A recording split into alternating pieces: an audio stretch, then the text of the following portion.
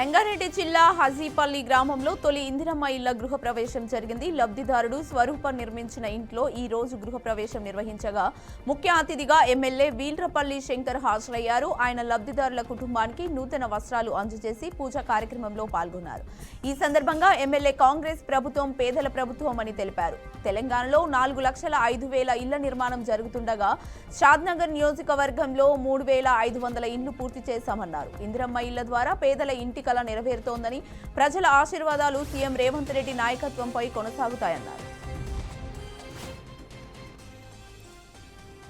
Hyderabad third bund బహదూర్పురలో road ప్రమాదం జరిగింది. ఈ ఘటనలో షాద్నగర్ కు చెందిన ఆర్టీసీ బస్సు డ్రైవర్ సయ్యద్ ఆసిఫ్ పాషా అక్కడికక్కడే మృతి చెందాడు. సయ్యద్ జావీద్ తో కలిసి బైక్ పై ప్రయాణిస్తుండగా బస్సు వెనక నుండి ఢీకొట్టినట్లు తెలుస్తోంది. ఘటనపై బహదూర్పుర పోలీసులు కేసు నమోదు చేసి దర్యాప్తు ప్రారంభించారు. పిఠాపురం ఆంధ్రప్రదేశ్ ఉప ముఖ్యమంత్రి కొణిదెల పవన్ కళ్యాణ్ గొప్ప మనసు చాటుకున్నారు. ఆయన స్వంత నిధులతో నియోజకవర్గంలోని 1,237 వితంతువులకు చీరలు పంపిణీ చేశారు. రాఖీ పౌర్ణమిని పురస్కరించుకొని తాను ఒక అన్నగా ఎప్పుడు వారి రక్షణకు నిలుస్తానన్నారు. ఈ చీరలు ప్రతి గ్రామం, వార్డు స్థాయిలో క్రియా సభ్యత్వ వాలంటీర్ల ద్వారా పంపిణీ చేశారు. చీరలు అందుకున్న అక్క చెల్లెళ్లందరూ ఆనంద బాష్పాలతో కృతజ్ఞతలు తెలిపారు. ఖమ్మం నగరంలోని గొల్లగూడ ప్రాంతంలో దొంగలు హల్చల్ కలకలం రేపుతోంది. ముగ్గురు ముసుగు దొంగలు కాలనీలో వచ్చిన దృశ్యాలను సీసీ కెమెరాలో రికార్డయ్యాయి.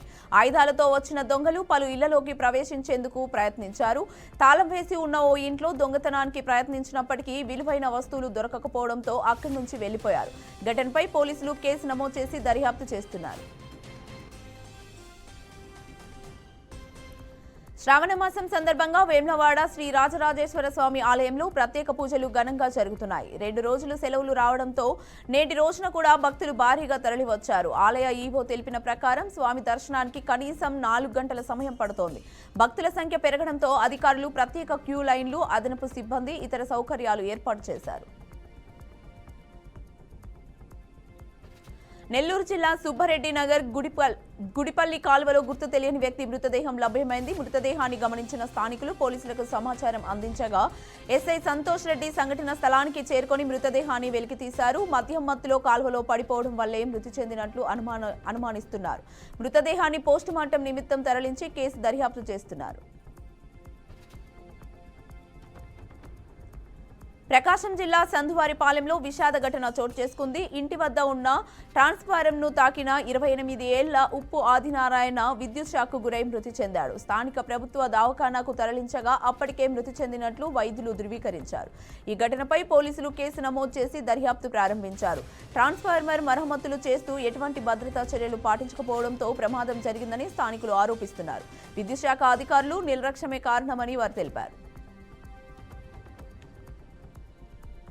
బాపట్ల జిల్లాలో రైతుల సంక్షేమం కోసం సీఎం చంద్రబాబు కీలక పథకాలు అమలు చేస్తున్నట్లు ఎమ్మెల్యే కొండయ్య తెలిపారు. అన్నదాత సుఖీభావ కింద రైతుల ఖాతాల్లో నగదు జమ కావడంతో బాపట్ల జిల్లా చీరాలలో 170 ట్రాక్టర్లతో భారీ ర్యాలీ నిర్వహించారు.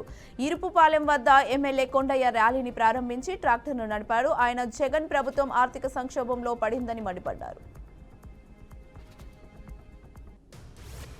అంబేద్కర్ కోనసీమ జిల్లా బండారులంక గ్రామంలో పాత వివాదాల నేపథ్యంలో ఘర్షణ చోటు చేసుకుంది. గ్రామానికి చెందిన ఇళ్ల సత్యగోపాల్ పై దాదాపు 15 మంది యువకులు కలిసి దాడి చేశారు.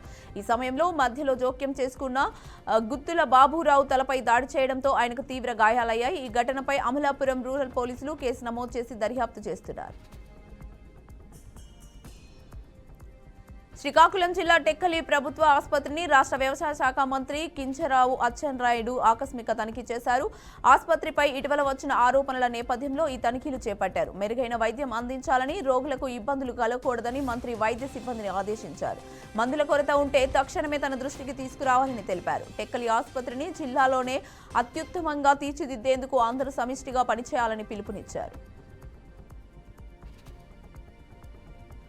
టాలీవుడ్ లో సమ్మె సరైన మోగనుంది. తమకు వేతనాలు పెంచాలని సినీ కార్మికులు, నిర్మాతలను డిమాండ్ చేస్తూ కొద్ది రోజుగా నిరసన చేస్తున్నారు. ఫిలిం ఫెడరేషన్కు కార్మికులకు మధ్య చర్చలు ఫలించకపోవడంతో నేటి నుంచి టాలీవుడ్లో షూటింగ్స్ నిలిపివేయాలని ఫిలిం ఫెడరేషన్ నిర్ణయించింది.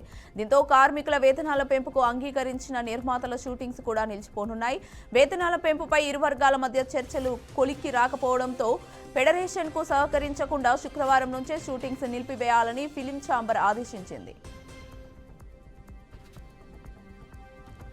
కాంగ్రెస్ పార్టీ అగ్రనేత ఎంపీ రాహుల్ గాంధీకి కర్ణాటక చీఫ్ ఎలక్టోరల్ ఆఫీసర్ నోటీసులు జారీ చేశారు. భారత ఎన్నికల వ్యవస్థలో లోపాలను ఎత్తి చూపుతూ ఇటీవల రాహుల్ గాంధీ తీవ్రస్థాయి ఆరోపణలు చేశారు. ఈ క్రమంలో కర్ణాటకలో ఒక మహిళా ఓటరు 2 సార్లు ఓటేశారంటూ రాహుల్ ఆరోపణలు చేశారు. దీనిపై కర్ణాటక సీఈఓ స్పందిస్తూ ఆ ఆరోపణలపై పూర్తిస్థాయి విచారణ జరిపేందుకు సంబంధిత పత్రాలను సమర్పించాలని రాహుల్కు సూచించారు.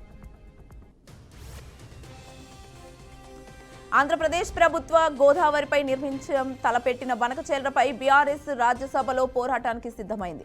ఈ మేరకు ఆ party floor leader Suresh Reddy ఇవాళ ఏపీ సర్కార్ అనధికారికంగా ఉపయోగిస్తున్న గోదావరి నది జలాల అంశం బనకచెర్ల ప్రాజెక్టుపై చర్చించాలని రాజ్యసభలో వాయిదా తీర్మానం అందజేశారు. కనీస అనుమతులు లేకుండా సీఎం చంద్రబాబు ప్రభుత్వం నిర్మించే బనకచెర్ల ప్రాజెక్టును అడ్డుకోవాలని అందులో పేర్కొన్నారు.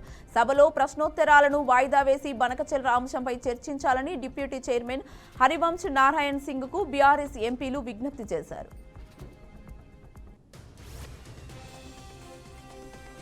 మహారాష్ట్రలో ఈవీఎంల ట్యాంపరింగ్ పై అసెంబ్లీ ఎన్నికల ముందు నుంచే ప్రయత్నాలు జరిగాయని, తనకు కూడా ఈ అనుభవం ఎదురైందని ఎన్సీసీ అధ్యక్షుడు శరద్ పవార్ వెల్లడించారు. 2024లో మహారాష్ట్ర ఎన్నికలకు కొద్ది రోజుల ముందు 2 వ్యక్తులు తమ వద్దకు వచ్చి ఈవీఎంలను నియంత్రించడం ద్వారా తమకు చెందిన మహా వికాస్ అగాడి కూటమి ఎన్నికల్లో మొత్తం 288 సీట్లలో 160 గెలిచేలా చేస్తామని హామీ ఇచ్చారన్నారు.